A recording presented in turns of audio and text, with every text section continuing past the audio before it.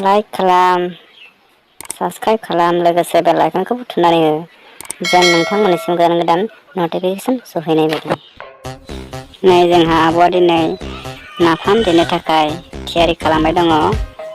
दायो थास' गांखं हाबाय दङ। नोंथांमोना नायनानै लादो।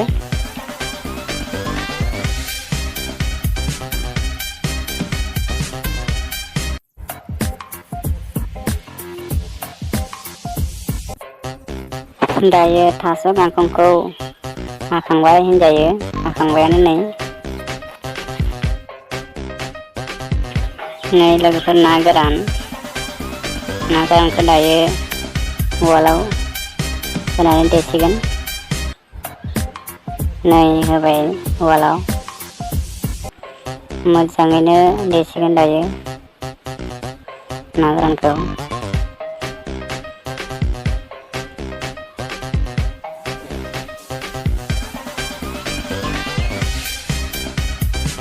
उवालसो बानायखाबाय ना गोरानखौ।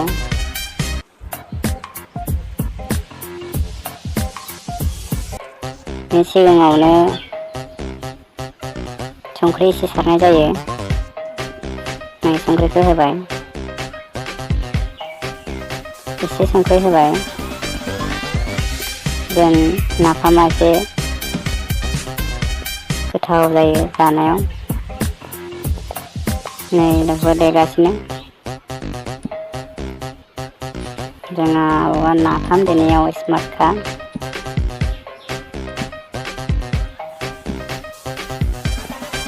देबाय दङ लोगोफोर।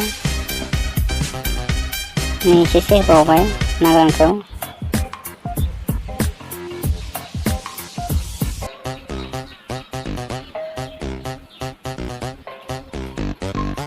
बाराथारलै, एसे दंबावो नै मानैसो। नै देबावबाय।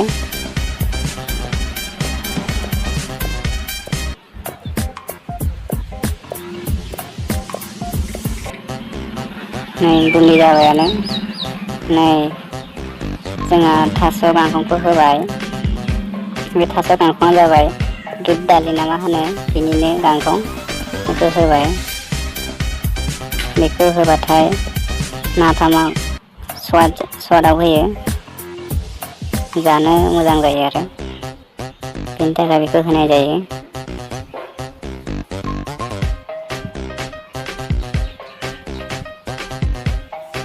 नोंथांमोना मोजाङै नायना लादो। नै लोगोफोर जाबायानो नाफामा। मोजाङै देग्लिनांगौ।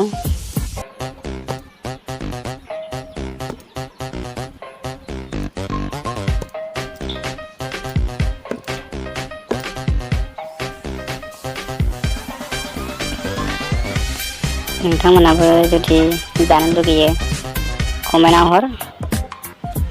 सोर जानो मोजां मोनो बेखौ कमेन्टआव हरबानो जाबाय। सोरनि थाखाय फेभरेट, नाथाय बेथ' आंनि थाखाय बिराद फेभरेट नाफाम होनबाथाय आङो बिराद गोजोनखायो। नै दायो लोगोफोर भयामाव सोबाय। बिराद गोरा जायो देबाथाय, आथा जायो आरो। नै सोबाय दङ। नै जों नाफामा एसे गोजोननाय बायदि बेखौ होनाय जायो।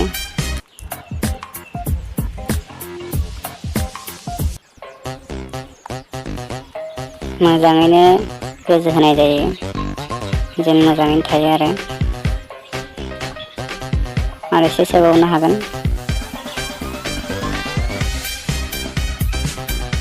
नाफामनि दामा बेसेबां जों मिथिगौना लोगोफोर? 500 रां सेरसेयाव।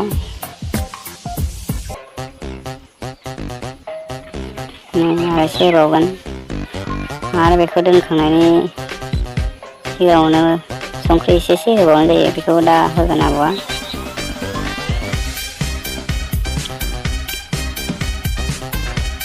मोजाङैनो दोनबाय नै।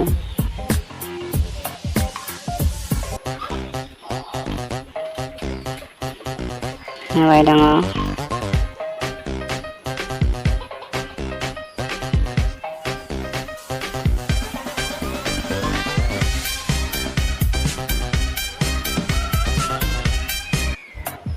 नै मोजाङैनो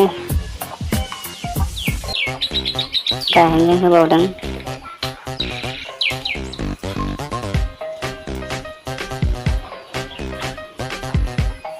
आरो एसे होबावगोन।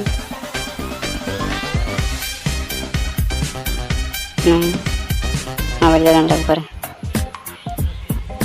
बियो मास मोनसेनि उनाव जाजागोन आरो बेबायदि दोनखांनायनि उनाव नै दायो एसे होबावनानै संख्रि होसिगोन आरो संख्रि गरनैसो होनानै दोननांगौ सायाव जेन मोस्रोमफ्रा हाबनो हायि बायदि थाम्फैफोरा संख्रि सायाव होना दोनबा मोजां जायो आरो बेबायदि होना दोननांगौ संख्रिखौ।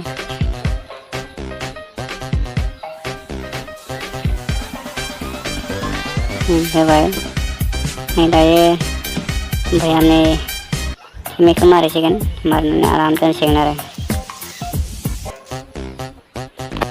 नोंथांमोना मोजां नुदोंबा कमेन्ट खालाम, साबस्क्राइब खालाम, लोगोसे बेल आइकनखौ थुनानै हो। बेबायदिनो दोननाय जायो नाफामखौ। एसेनोसै, गोजोन्थों। Thanks for watching. Bye bye.